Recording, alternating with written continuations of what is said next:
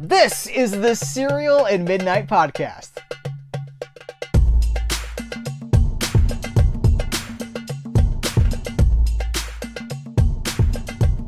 Howdy guys, welcome to the Cereal and Midnight podcast. My name is Heath Holland, and in this episode, we are celebrating the 40th anniversary of the Dungeons and Dragons animated series that ran from September of 1983 to 1985. For a series that only has 27 episodes, the lifespan and the fan base for this series is absolutely massive. It's been released on physical media multiple times, and now on the 40th anniversary, we have celebrations from multiple companies. Hasbro has released an action figure line with all of the characters, including Dungeon Master and the villain of the series, Venger, who's voiced in the cartoon by Peter Cullen, who is soon to be the voice of Optimus Prime, and still is the voice of Optimus Prime all these decades later. IDW released a comic book miniseries called Dungeons & Dragons Saturday Morning Adventures, and they even did a one-shot, Endless Summer, sort of a summer special, and I hope that they keep that going because I absolutely love keeping up with these characters. It's aged remarkably well because it was always a very well-written series. And the characters even pop up in the Dungeons & Dragons Honor Among Thieves film. If you've seen it, there's a sort of I'm not going to spoil it if you haven't, but there's an arena scene, sort of a gladiator kind of a scene late in the movie, and they're in it. There's our guys. You see them, and that can be sort of a violent scene, but our characters survive that scene. Our classic Dungeons & Dragons cartoon characters make it through. There's so much love for Dungeons & Dragons, and so on the occasion of the 40th anniversary, I wanted to reach out and connect with the man who kicked the whole thing off, Mr. Mark Evanier. Now, you know Mark Evanier from a lot of different things. He's the writer of Sergio Aragonés's Gru. He's the Eisner Award winner of the biographer of Jack Kirby, who he knew and was a huge champion and advocate for. His cartoon and comics work alone are huge. If you go to his IMDb page, look at just his cartoon work and just prepare to be blown away. This conversation veers into Thundar territory. I was not expecting it to go there, but it did, and I was so happy that it did. Mark Evanier created the series Bible for Dungeons & Dragons. He set the plot in motion. He's the guy that made this ready for television. He literally developed it for television. This is a super fun conversation. If you love Dungeons & Dragons, this is for you. If you're just a fan of Saturday morning cartoons, this is for you. There's so much to geek out here about, and that's what I want to do. So without further ado, Mark Evanier, the series developer for Dungeons & Dragons. I could talk. You have done so many things that we could be talking about. Dungeons & Dragons, just in the grand spectrum of your career, like, where does it fall for you? Is this something that you think about often? Well, it's something I get asked about often. I don't think about it often because, as you will learn in our conversation, I spent very little time on that show. I did the pilot, I launched it, I sold it. My job was to make CBS order the series. CBS ordered the series, and I worked on one other episode after the pilot, and consulted a little bit here and there, and recommended some of the voice people and some of the other writers, and then I was gone. And I had nothing to do with the show after that, except that I produced a special, I think the second season Dungeons & Dragons was on, a primetime special for CBS previewing their new Saturday morning schedule. And we had scenes from Dungeons & Dragons redubbed. I actually had to go back and write new dialogue for the characters, and we re-recorded it with Frank Welker. So that was my only other contact with the show. Is that the one with Joyce DeWitt? Is that Joyce the one? DeWitt? That's the one. Yeah. And, did anybody get free pantyhose with that deal? No, I don't think Joyce even got any. But that was a very unusual, fun shoot. It went till way in the morning, and we had to deliver that show. You know, when you they don't do those specials anymore, but when we did them, I did about 6 of them. I did at least one for every network. Mm-hmm. And I think I did 3 for ABC and 2 for CBS, something like that. And you have to put in these clips of the new Saturday morning shows that are debuting the following morning. Well, back then, when you were doing shows for CBS, ABC, or NBC, if you were the producer of the show, your mission was to deliver the show as late as possible. literally the day before it had to air, because you didn't want them to come back and say, hey, we wanted you to redo the animation on this scene, or this thing is sloppy, or we don't like the music on this. So you deliver it at the last minute. Well, I have to put together a preview special, so I need clips from the show. So I would negotiate with the producers, say, please give me the video of this thing so I don't have to edit it 3 hours before it airs. And they'd Mhm. say, okay, we'll slip you the video if you don't tell the network you have it. As far as they're concerned, we're still working on it. And then the people at the network would call me and say, have you got the show yet? We want to come over and see it. And I would say to them, yeah, I've got it, but I don't have time to show it to you. We've got to be on the satellite. If the show aired at 8 p.m. Eastern time, we had to deliver it that morning at 7 a.m. to CBS. This is at CBS we're talking about. And uh, because they had to satellite it to New York, because it had to emanate from there. And New York had to take it and put in the station break stuff and, Mhm. do a little work on it before they could air it. So we had to have it to CBS, which then just recently was at the corner of Beverly and Fairfax, and get it there at 7 a.m. And so we would finish editing at 4 a.m. And the year that that particular special aired, I think, was the year that the co-producer and we finished at 4 a.m. and we decided to go out to breakfast and celebrate that we were finished with the thing. So we went to this restaurant that's no longer there called Dupar's at the corner of Laurel Canyon and Ventura, which was on the way. I live near CBS, so I was going to take the finished tape, which is in a big blue plastic container, carrying Mhm. case. The only copy. I was gonna say, is this like in a briefcase with handcuffs, chained? Like, Almost. Well, yeah. so I was going to take the show with me, stop at Dupar's, have breakfast with the other producer, and then I would continue to CBS and get there before 7 a.m. to deliver it. So I took the show into the restaurant with me. I didn't want to leave it in the car. And we sat there talking about, thanks, we finished this and you did a great job on that. Thank you. And things. And then I suddenly realized, oh my, I got to leave now if I'm going to be at CBS by 7 a.m. So I run out, get in the car. I'm driving over Laurel Canyon to try to get there. I'm halfway there when I realized I left the show in the restaurant. The tape is in the back of the restaurant. So I pulled wasn't even a U-turn, it was more like a W. And I shot back. I pull into the Dupar's parking lot, and the waitress is standing outside with the tape canister saying, did you forget something? Wow. So I jumped out, I grabbed it, I gave her a $20 bill as a tip. I jumped back in the car, and I'm racing over to Laurel Canyon to get there. And I get to CBS 3 minutes to 7 a.m. And I'm running up, and all the doors were locked. I'm running around the building with the tape canister trying to get in. And there are this one place where all these people are lined up to get into The Price is Right. They've been camped out overnight to get in to see The Price is Right. And I'm running past them and they're going, what's going on with that guy? And finally I get in. It's now like 7:05 and I'm worried they won't be able to handle it. And they tell me, and I run down the hall. Remember the scene in broadcast news where the lady is running like crazy to get the tape on the air? I was doing that. I was running through CBS. And finally, I get to the broadcast center place, which is this secret place that broadcasts, the whole West Coast. Every show that's broadcast on the West Coast is emanated from there. And I'm exhausted and I'm panting and I'm sweating and I'm exhausted. And the guys in there are like, okay, thank you. Here we go. And they're sitting there watching a reel, not for broadcast, a reel of the Price is Right models in bikinis. They're just sitting there. Somebody's got a tape of all the shots of the Price is Right models modeling stuff in bikinis, and they're just watching this and like, oh, we got to take that down. We got to satellite this thing, and they just thread it on the machine and send it off to New York. And I'm wheezing and Yeah.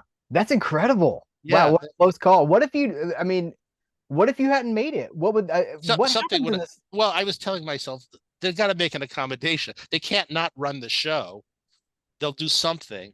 They'll just be annoyed at me that I screwed up their schedule of broadcasting stuff. That's Yeah. all. All it's going to happen is they're going to be annoyed at us. It's got to get on the air, and I'm sure they have trans. I mean, look, they broadcast live from Los Angeles. This is just the easier way to do it. They've Yeah. got to be contingency plans. And the other thing you have to remember in television is that every disaster that befalls you has befallen someone else before. They've dealt with this. This has happened before. You Hmm. can't invent a new disaster. So the worst is they go, oh, this is just like last week when the sports guys didn't have the interview in time. It's all very simple, but it's new. It's new to you. Yeah. So it's like going to have an operation. You're going to have your cataract surgery, and you're thinking, oh my God, this is cataract surgery. This is a life-changing event. Yeah, it is for you. The guy who's doing the surgery, this is surgery number 7,580 for him, and it's Hmm. the fourth one of the day. So it's very Yeah. routine. He's thinking about dinner while Yeah, he's doing it. that's right. Yes, Yeah. he's probably watching The Price is Right models in bikinis. Probably so. Like that while he's doing your operation. So anyway, that was my last contact with Dungeons and Dragons, except for the fact that I kept getting asked to do commentary tracks and interviews and panels and things like that. And it's very gratifying that the show's had that big a run, and so many people still love it. Well, and Uh, here 40 years later, I reach out to you and I'm like, hey, it's been 40. This is the yeah, 40th anniversary of the. First of all, yeah. can you believe it's been 40 years? Um, Does it feel I like it? I still think I'm 27 years old, so Yeah. yeah, it's very delicious. And we did a panel at Comic-Con this year with Katie Lee and a bunch of other people who were Hmm. peripheral to the show were on it, and that was fun. And I posed with a whole bunch of cosplayers dressed as the characters, uh, and it was nice. I mean, it's very nice when something you do contribute to has that life. And as I've told you here, I didn't have that much to do with the show, except Well, you wrote the series Bible, right? I mean, you yeah, did. yeah. What happened basically? This is the story you want to hear. All right. Okay. I was doing a lot of different pilots for Saturday morning at the time. I was in favor with the people who happened to be at the networks then. So I did pilots for NBC and CBS and ABC. Some of them I took my name off of when the show sold. I didn't take credit for them for various reasons, but I Do sold we know them. what those shows are? Have you ever gone public with with any of Not them? not with most of them, no. Okay. Uh, but I just because I think when you know distance yourself from a show like that, one or two of them were contractual things. Okay. Essentially, the company said there was another guy on one of the shows. There was another guy who was involved in the creation of the show, and he didn't want my name on the end credits. He didn't want to say "Developer Television" by Mark Evanier, and they paid me money to not take that credit. And he was changing the show so much from what I did that I said, let's make him happy.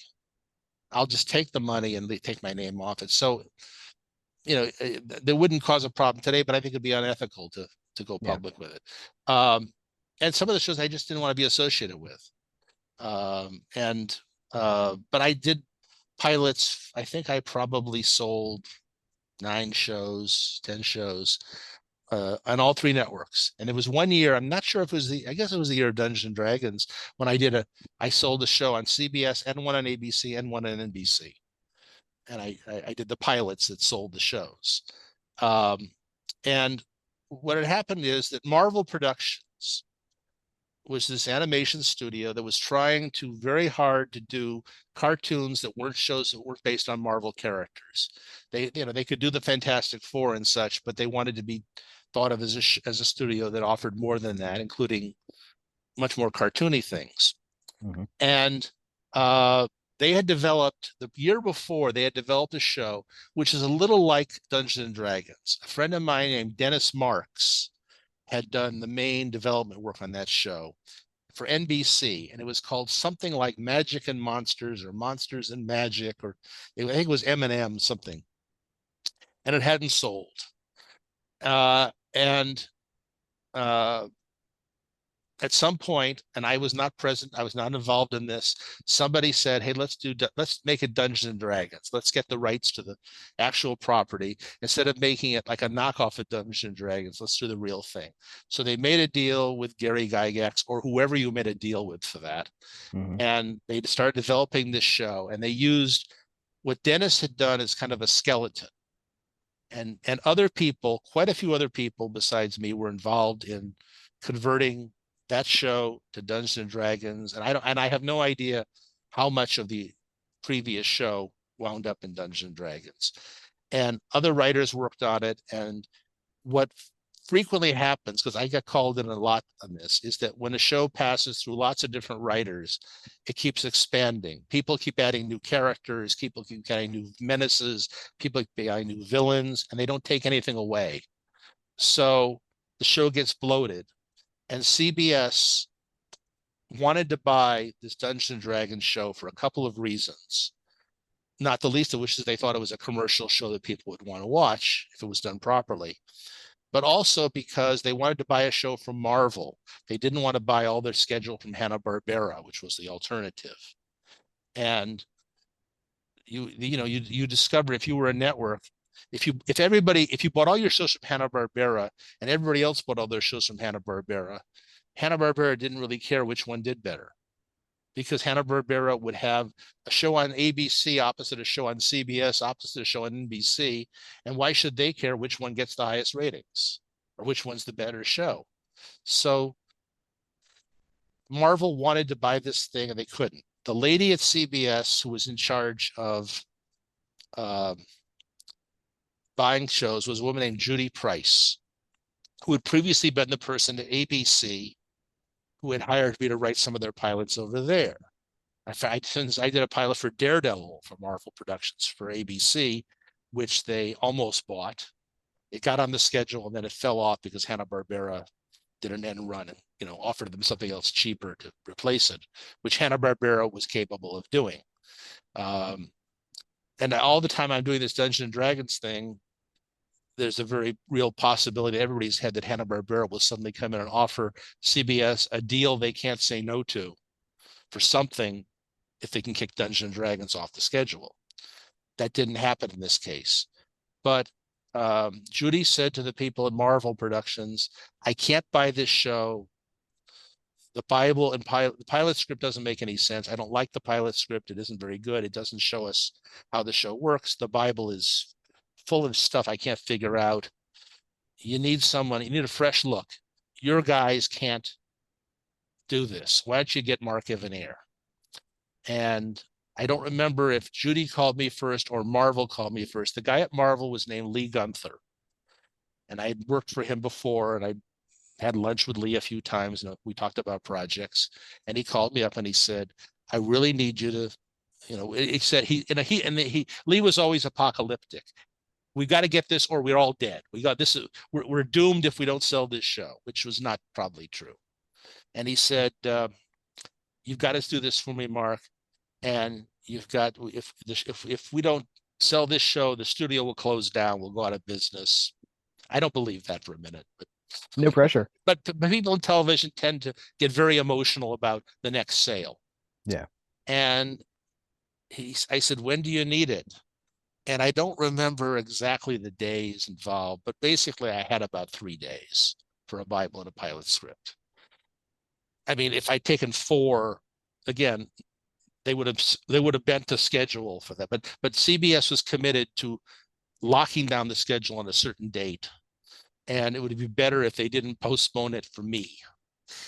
So I said, okay. And then we had a 1 hour mud wrestling match with my agent discussing how much money I'd be paid. And they ended up paying me very well, but probably it meant more than they wanted to pay. But my agent, that's an agent's job. An agent is, Hmm. one of his jobs is to take advantage of this kind of a situation and get you every nickel you can, because they know you're not going to make it on the back end. Yeah. You're not going to, the show could be an enormous hit, and they're never going to pay you your profits share or anything like that. So you got to make it up front. So I think I had a meeting with Judy and her people, And oh, okay. Since you want all these stories here, I will tell you something. Back when NBC was developing Magic and Monsters, or Monsters and Magic, or whatever it was, Hmm. I was developing a show for them called Kissy Fur. And later, yeah, Kissy Fur was it on NBC. I watched it. I was And there. and a friend of mine who the creative Kissy Fur and was the producer of it was a man named Phil Mendez. He was a very lovely, funny, brilliant artist. And one day, Phil and I are um, at NBC late. It's like 6:30 at night, meeting with the CBS, with the NBC Saturday morning people. And our meeting is finished, and we say to the women there, they were all women on the staff at that time, except for a fellow named Sam Ewing who wasn't present at that meeting. Uh, can we walk you down to your car? Which seemed polite to do. It's after dark. It's in Burbank. And they said, no, we've got to wait here. Marvel is sending over a presentation for some show. We got to wait. The artwork's on its way here. We got to wait in the scripts. So, okay, so Phil and I leave. And we walk down to the parking lot at NBC together, and we see the Marvel van pull in. And a messenger, a guy who runs errands for them, comes out with these big boards of artwork and an envelope full of scripts.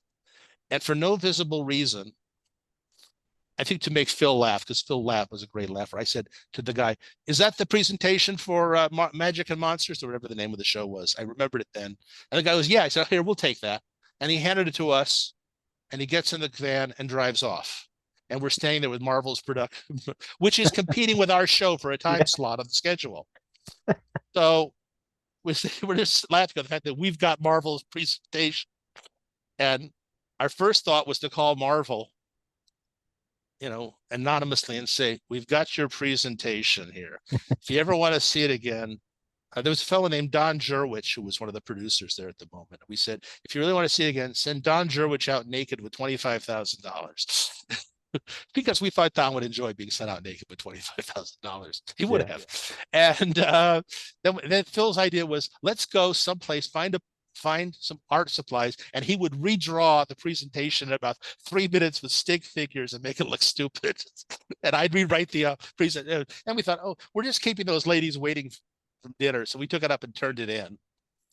And the people at NBC told the people at Marvel what had happened. And the people at Marvel yelled at that poor kid, who the messenger guy. All right. Do we So know who that now was? Maybe that was like a I future I editor I in don't chief I or don't I don't something. I don't know his name, but here's what happened. So now we're a year later, and Lead Gunther at Marvel says, "Okay, Mark, I'm going to send you over the Dungeons and Dragons, all the work we've done now for it, and you can take a look at it." So half an hour later, my doorbell rings. I answer the door. It's the same kid with the presentation. He goes, "Oh no, no!" And he starts running to the van. "No, no, you're not going to do that to me again. No, no, this one I'm supposed to have."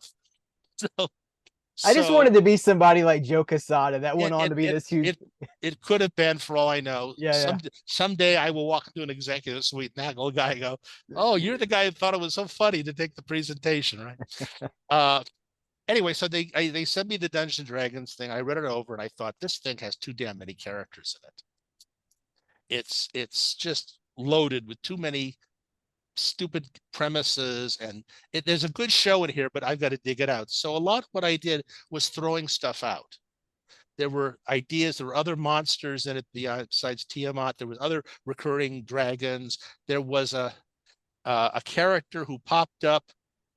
To a certain extent, the stories are mysteries where the kids have to figure out how to get someplace. And there was yeah. a character who would pop up all the time and send them in the wrong direction. A guy who was just a compulsive liar and would send a gnome. He was a gnome character, and he would send them in different directions. I got rid of him.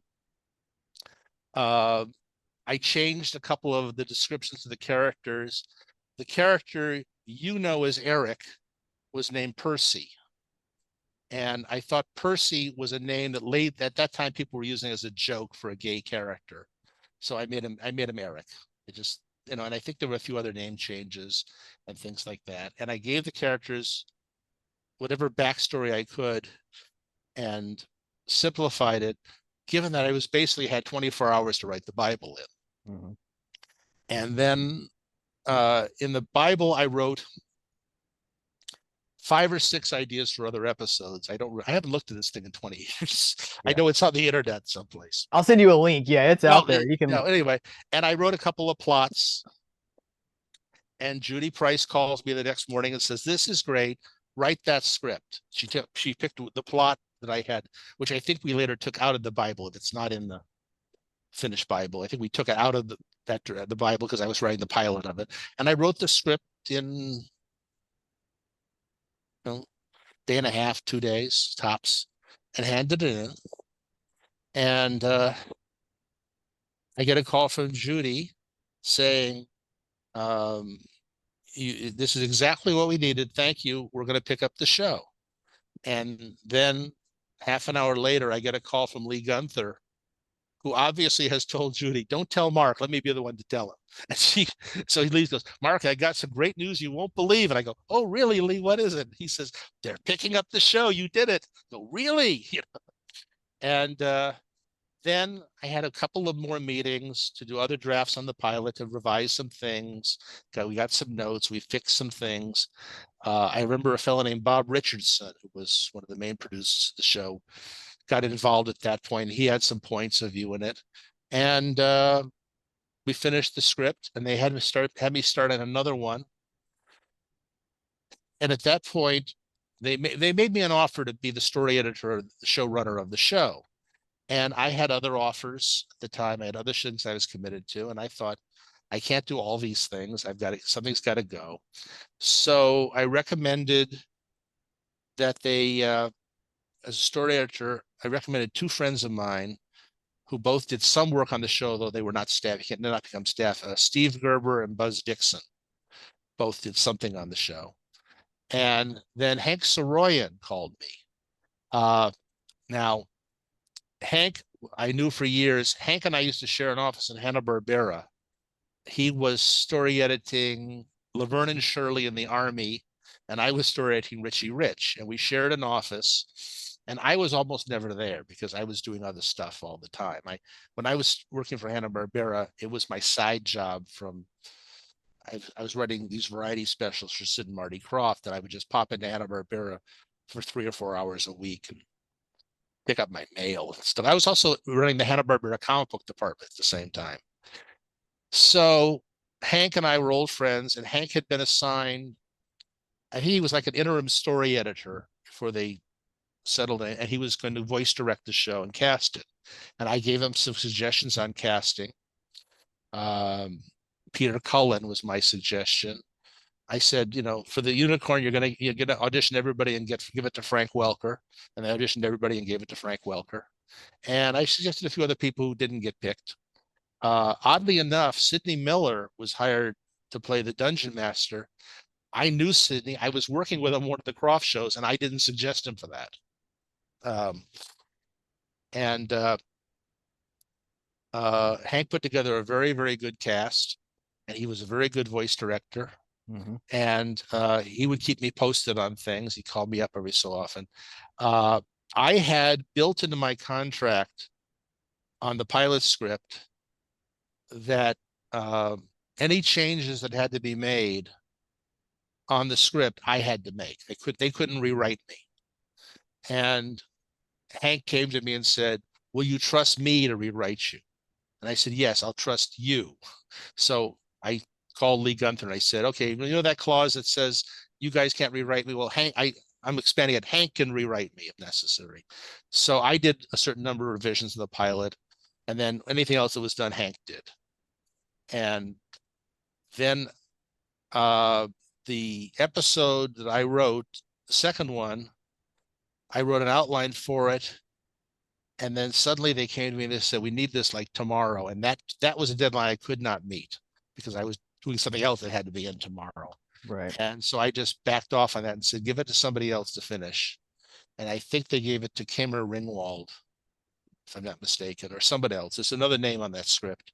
Mhm. And that was really the end of my involvement until, this. I mean, I would talk to the people occasionally there, and people would call me up and say I was going well, and Peter Cullen called and thanked me for getting him the voice. Peter was not the only person I suggested. I made several suggestions, but you know, he was an excellent. You know, nobody when you put reverb in their voice was more threatening than Peter Cullen. Mm-hmm. He just sounded amazing, and Peter was in the first cartoon show I'd ever directed. I knew him from back then. Which was what? I directed a preview, not a preview special. I directed a special called Deck the Halls with Wacky Walls for NBC. It was a Christmas special with the Wacky Wall Walkers, which was a bunch of toys that they wanted. Mm-hmm. And I wrote and voice directed that show. And I had this incredible.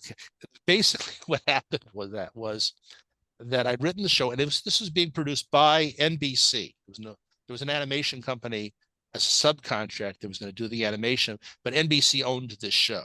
It was an in-house production, and they came to me after the script was all okay, and they said, "Here's a list of voice directors who are available. Which one would you like?" And I looked at the list, and all the good ones were under contract someplace. They couldn't get them. I looked at the list of the people who were available, and I said, "I can't do a worse job than these people. If you'll let me cast the show the way I want, I will voice direct it for nothing. You can just, you don't have to pay me." And they went, "You got it." So I put together a cast. This was the cast I had: Frank Welker, Dawes Butler, Bill Scott of Bullwinkle fame in his first ever non-Jay Ward voice job on Saturday morning or Wow. on network television. Um, Tress MacNeille, Howard Morris, Marvin Kaplan, I can't remember all the other people. They're all people of that caliber, and we needed a young kid in it. And I hired a kid named Scott Menville, who was a child actor at the time and has since grown up to be one of the major important adult voice actors. Mm-hmm. And we recorded this show, and I looked at this cast and I thought, my God, a rhesus monkey to direct this show with this cast. You can't botch this up at all. Although I came close at times. And Peter was, I needed a deep, Mm-hmm. voice. And my first choice was not available. My first choice was a man named Thurl Ravenscroft, who was the voice of Tony the Tiger. Oh yeah. He was retired and living in Orange County, and I talked to him, and he just didn't want to do it. Thank you very much. So I hired Peter. Yeah. Wasn't Peter Cullen the voice of the announcer on the Sonny and Cher show? Peter Cullen was all over the place. Peter Yeah. Cullen is one of the most heard voices. Yeah, he was the announcer, and he was on camera on the Sonny and Cher show a few Mm-hmm. times in Yeah. sketches and things. Yeah, he With was Steve Martin, if memory serves. I believe Steve was with on that Steve. show. Steve Martin was on that show, and yeah, that show was produced by a man named Chris Beard, who I worked for later, and Chris just had a knack for finding talent, and everybody on his shows. The show I did for him introduced to network television Jan Hooks, who later was on Saturday Night Live, and Victoria Jackson and Arsenio Hall. It was his first break. Yeah, everybody on a Chris Beard show went on to better things except me. So But you have quite a legacy though. I want to get even nerdier with some of this stuff because I want to know, okay, so you have this job, you have to write this, you've got to write the Bible, you're working on the script. Fantasy animation, like high fantasy animation, wasn't really huge yet. I mean, we're talking so 83 He-Man and the Masters of the Universe is like 2 weeks before the beginning of Dungeons and Dragons. But Thundar, of course, which you know a lot about Thundar because yeah. you worked on every single episode, right? In case of Thundar, the end credits you see on Thundar are everybody who worked on the show in a writing capacity as of the time the end credits were made. And I You only should, wrote a couple episodes of Thundar. I did not, but my name's in every episode. yeah. I also wrote the opening of Thundar, the narration where Dick Tufeld, who I actually cast, tells the beginning, you know, Yeah. backstory in the opening titles. That is one of the darkest cartoon openings of all time because it's like, post-apocalyptic. I mean, we were talking about them for Yeah, children, right? yeah, Children are watching yeah, this and it's like yeah. this is I yeah. was involved in the meetings where Thundar was created. Uh, Joe Ruby had a lot to do with it. My friend Steve Gerber had an awful lot to do with it. Yeah. Steve probably had more to do with it than anyone else. I think I named Thundar, the character. Uh, I know Marty Pasco named Ukla, the mock, the character in there. Mhm. And I think Steve named Princess Ariel. And Alex Toth did the original designs of them. And then when he wasn't available to continue that, I recommended Jack Kirby, who came in and did the rest of the designs. But Thundar was another show that I get way more credit for than I deserve. It's like, I had other work. I stepped away from it. Okay. And I was doing, I was supposed to write half of Thundar's. That first season order, I think, was for 13 or 16. I was supposed to write half of them, and Steve Gerber was going to write the other half. And then Steve got very busy, and I got very busy. I was picked up a show I did for the Sid and Marty Krofft. I was the head writer of that show. It was a primetime variety special thing. And so I just had to turn loose of Thundar. Sometimes you have too much work. Maybe you can help. This has just become like a Thundar conversation now, and I would love to talk to you more about Thundar at some point. But I do want to ask you this about Thundar. There's an episode. Maybe you can help me solve this mystery. There's an episode. I mean, that was like 1981. There's an episode where in the background, the painted background, there's like a like a marquee or a poster that says "Revenge of the Jedi," which wasn't out. That's Return of the Jedi is 1983, and I'm like, how did this end up in a I, 1981 show? I never heard that before, so I have I'll send you a no help. screenshot of it because it's in there. I'm like, well, this is like 2 years before. Like either somebody on the inside must have known something, The or I question don't that know. the question that I get a lot about Thundar is on the backgrounds you frequently see XAM. If you look at the backgrounds on walls, it says XAM frequently, and people want to know what that's a code for, what that means. That's the name of the animation studio that did the animation. The first batch of stuff, I don't know at what point they stopped. A lot of the subcontracting was to a company called Ahern Marshall. Two guys named Ahern and Marshall had a little animation studio, I think in Utah someplace, and they did a lot of animation. And then a bunch of their people got mad at them and broke off and started a new company competing with them called XAM, former Ahern Marshall people, and they ended up doing a lot of the animation for Thundar. Gotcha. They That's tagged what's it. on there. And I keep Yeah. getting every year or so I get a email from someone who says, I think I figured out the code with it. And they've got some theory that has nothing whatsoever to do with X means 10. it's somebody it's like somehow they've figured out a way that it proves that Donald Trump won the election or something like that. It's just some weird, strange theory. But no, I don't know about the Return of the Jedi. Yeah, I know the lightsabers in there were Star Wars had preceded that because the sure. Yeah. lightsabers were kind of stolen from that.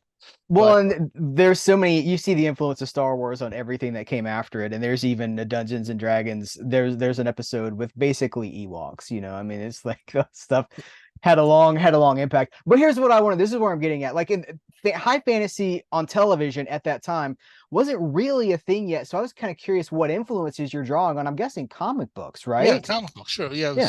Steve Gerber and Marty Pasco and I were all guys who'd worked for DC and Marvel. Mm-hmm. We'd done lots of comic books. We'd read zillions of them. I mean, science fiction movies. Uh, there was there were arguments a lot on whether Saturday morning should get into that. There was a lady in Standards and Practices at ABC who hated that stuff. She called Johnny Quest the show that ruins TV animation. And she was quite uh, not reticent to talk about that. Um, uh, and oddly enough, when I worked on for 2 or 3 years, I did the TV show That's Incredible, and at the same time, I was starting Richie Rich for Hanna-Barbera and doing other stuff besides that. But she was the standards and practices person on That's Incredible, and she was the standards and practices person on Richie Rich. So she would give me notes on the That's Incredible script. She said, "You got to cut that joke. You got to cut that line. You got to cut that line."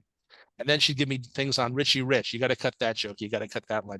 And I'd say, I'll tell you what, if you'll let me keep this line on Richie Rich, I'll cut that line on That's Incredible.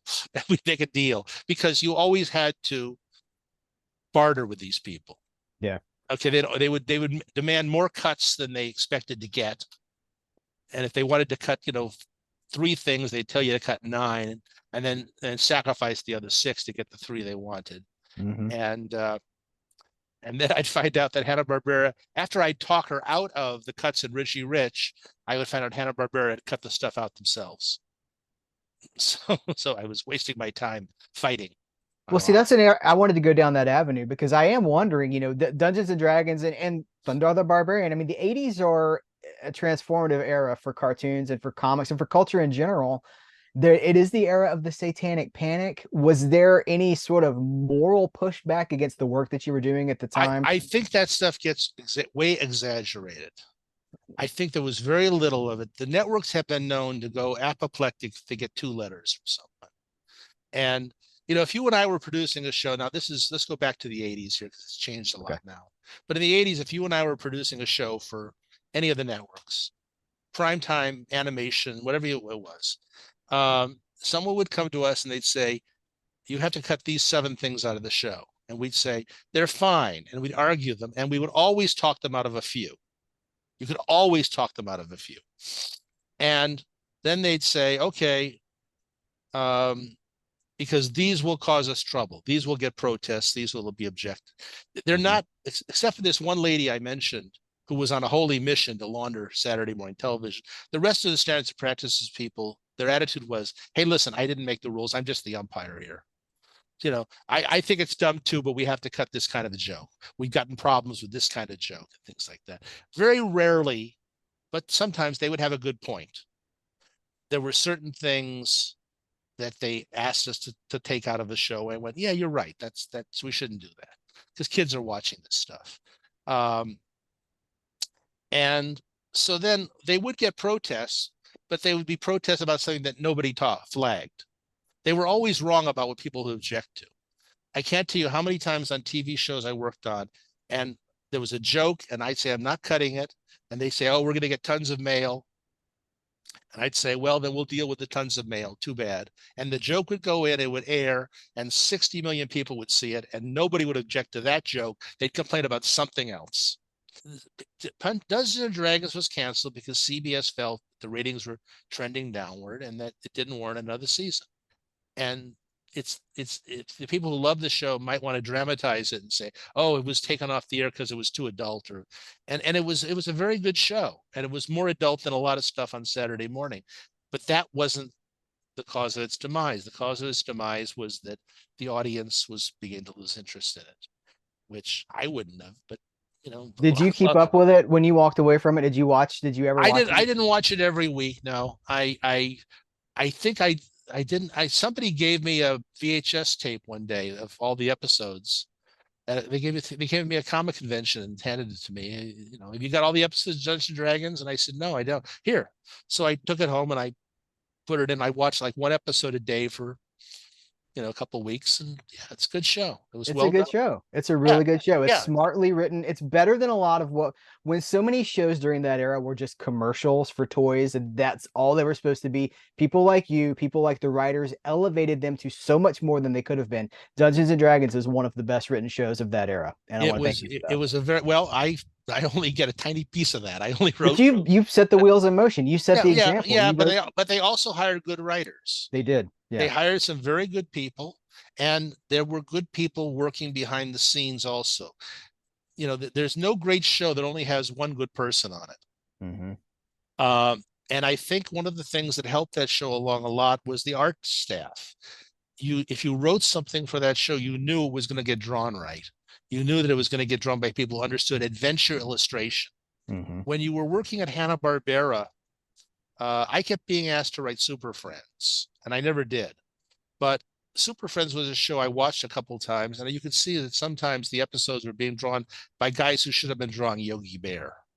But the way the schedule fell, they needed work. That episode needed to be drawn. So the episode that should have been drawn by the adventure guys was being drawn by the guys who should have been drawing, Smurfs. Hmm.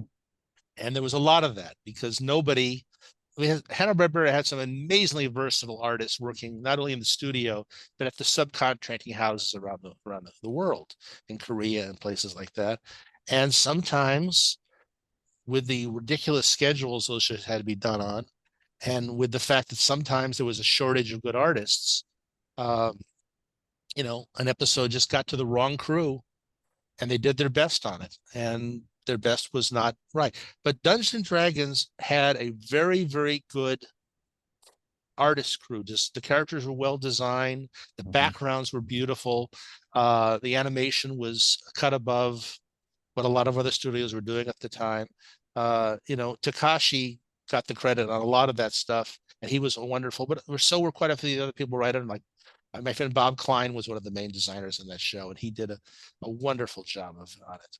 You've Uh, seen these toys, right? These 40th I've anniversary toys. They were seen, on stage at the I've seen, panel. yeah, I've seen a few of them. Yeah, They're really well done, and the spines, when you look at them sideways, they all line up to form a mural, which is oh, basically the roller coaster and the amusement park. I mean, it's beautiful. So that's a testament to the design. That's what you're talking about. Is it? They yeah. just look. It's really well No, done. it's a very good show, and I was very fortunate. If that show had gone to other writers and other artists, it would have lasted 13 weeks and been gone. That's right. And Yeah. as it was, it has had a life that few shows of that period. It's always interesting to me that some shows, just seem to click and they have a huge afterlife. When I grew up in West LA, my next door neighbor was a woman named Betty Lynn, who was on the Andy Griffith Show. She played Thelma Lou. She had turned down a role of similar value on the Danny Thomas Show, and she took on the Andy Griffith Show.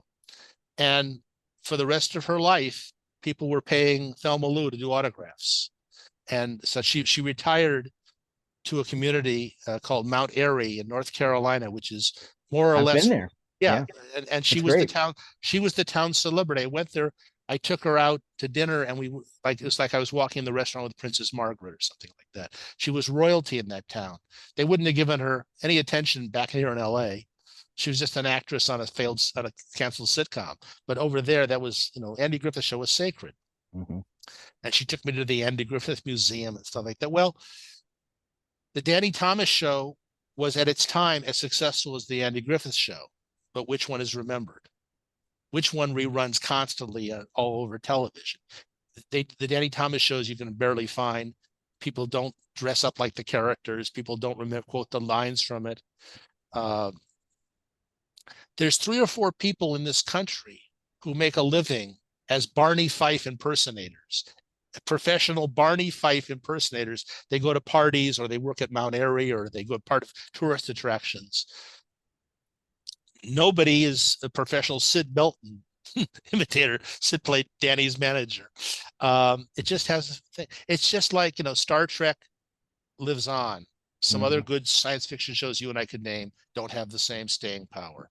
Yeah. And if you go to these autograph shows, you'll see a huge line of people waiting to meet people from certain shows and not others. And Dungeons and Dragons hasn't had this following. I don't want to call it a cult because it isn't a cult. It's a mainstream following. Hmm. It just has had a life way beyond, and that is the credit to the people who wrote most of the episodes, designed all the episodes, did the music. The music on the show is wonderful. Yes. And and everybody's got their favorite element of it. People want to tell me their favorite episode all the time. People want to tell me their favorite character. Um, I was one time in a nightclub with a producer.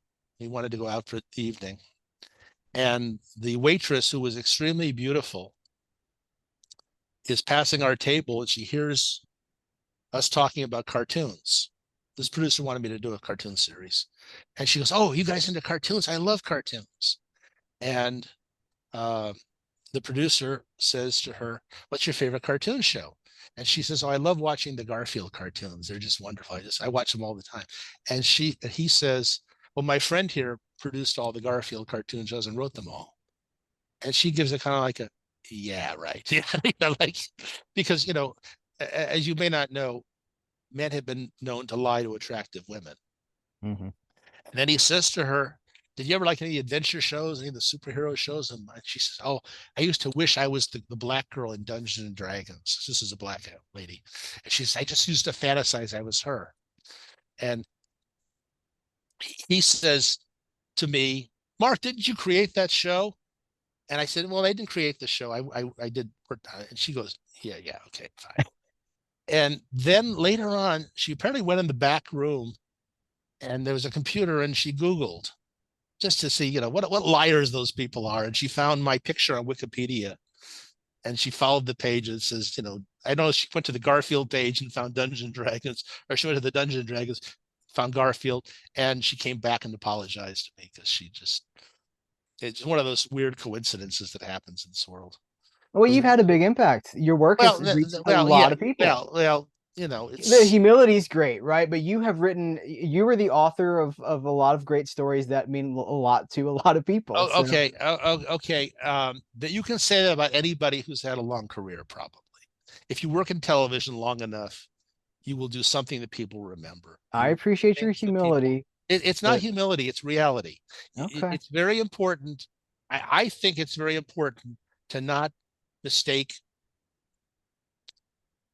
praise for anything more than what it is. It's this person's opinion; they liked it. Doesn't Sure. mean everybody else did. It does. It's very nice. It's flattering. It's one of the reasons we get into this business. But you can't.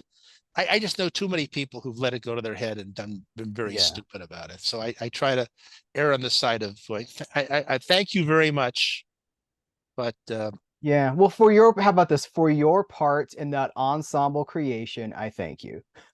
Is that that's better? I'll take that. That's fine. Take that. Okay. Okay. Yeah. Let's go tell people like what's happening right now. I know we want people to go check out your blog. You're writing pretty much daily, it seems like. Yeah, I'm writing a lot. I love the blog. I've been doing it since December of 2000. There's like 33,000 messages on it. I tell people don't go there unless you have lots of time and don't like Donald Trump.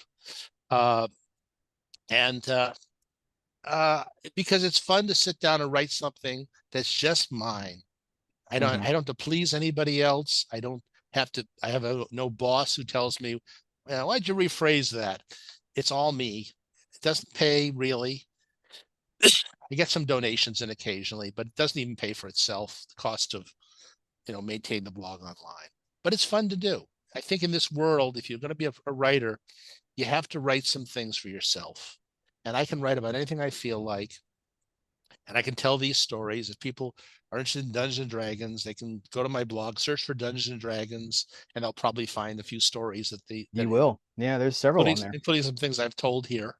Yeah. And I'm writing this comic book called Gru the Wanderer with my best friend in the world, Sergio Aragonis.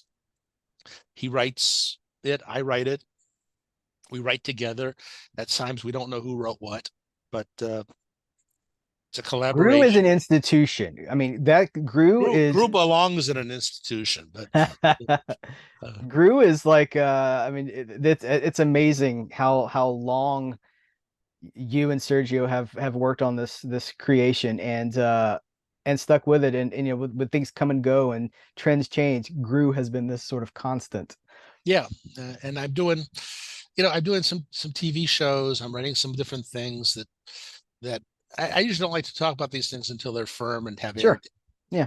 If you look back, there's a few interviews I did where I talked about stuff that fell apart right after the interview went on YouTube. So, Yeah. um, Well, I'm not here for gossip. I just wanted to talk to you and get your stories and honestly, I wanted to thank you because I appreciate a lot of well, what you've done. So, thank you for doing this. I mean, you're part of the reason that this show is still popular because people feed off each other's enthusiasm. The people who love this show have their enthusiasm reinforced by each other. They get together, they talk about it, they mhm. dress up like the characters, they write fan fiction stories about it. Whatever it is, um, it spawns enthusiasm, and I like that. At the convention, we had the panel, and there's all these people there, most of whom knew the show better than I did, and they they're dressing up as the characters. They're buying whatever merchandise there's available. They're lobbying for more. They're buying the comic book that continues the adventures of these kids Mhm. in that strange world. And I just am just pleased to have a little part of it. Anyway, I'm sorry I've talked so long here, but Do it's not. I want to I'm going to end the record. I'm going to say goodbye to you after we finish the recording. Thank you so much for being here. This was an absolute pleasure. my pleasure. Thank you.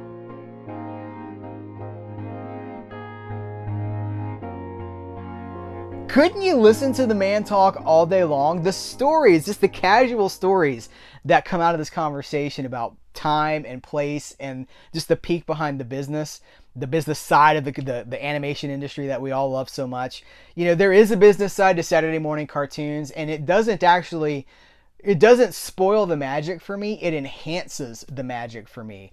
And I really, you heard him kind of push back, like he did not want to take the praise. And I get that. Like, I appreciate saying, listen, I'm just one guy that worked on this. And he's right. There are so many writers. One of the reasons the series was as good as it was is because it was written very well. It was not written like a commercial.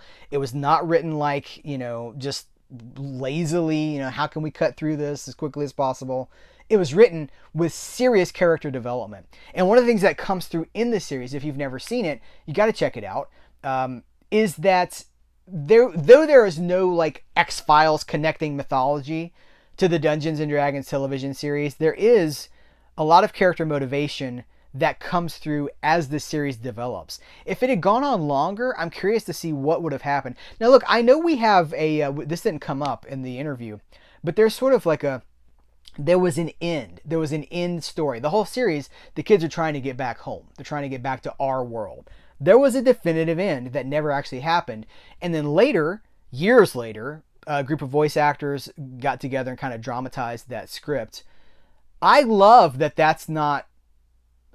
they never came back. I love that in my mind, 40 years later, I'm reading fresh adventures about these guys because they're still there. The beautiful thing about the series is that time stopped in our world. Time passes for them in the Dungeons and Dragons world, but in our world, no time has passed. So they've left nothing behind. Their family's okay. Their friends are okay. They're just off having an adventure, and they can come back when they're done with it. And I hope that they never do, because I love what that adventure offers, and it's a connection for me to reconnect, you know, to get back in touch with something from my childhood. And it's still there waiting on me. And I love that. And I love the conversation that I was able to have with Mark Evanier. Hopefully I can connect with him about some other things. How about that Thundar stuff that he wrote the darkest cartoon opening of all time. He named Thundar. That's good stuff. I would love to talk about Thundar with Mr. Evanier. Please do support Mark. Go over, check out his website. He's prolific. I think he posted like 3 times in one day. As I'm recording this, he just posted like 3 times in one day. So he is a writer. He is a guy that is constantly telling stories, and I am here for it. I know you are too. Thank you for listening to this episode or watching this episode. Please remember to rate, review, subscribe, support this podcast by sharing it with other people, by engaging in the comments, by giving a thumbs up if you're watching it on YouTube. Anything you do to engage supports this podcast, supports me. Remember, CerealAtMidnite.com is your hub for everything Cereal at Midnight. If you're not checking it out for the reviews, if you're not checking it out for the news posts or anything else that goes up there, remember, it's a day. I post there just about every single day. So CerealAtMidnite.com, there's a link to our Patreon there. You can support Cereal at Midnight on a deeper level if you would like to do that. Thanks to Mr. Evanier. Thanks to you guys. Till next time, I will catch you later.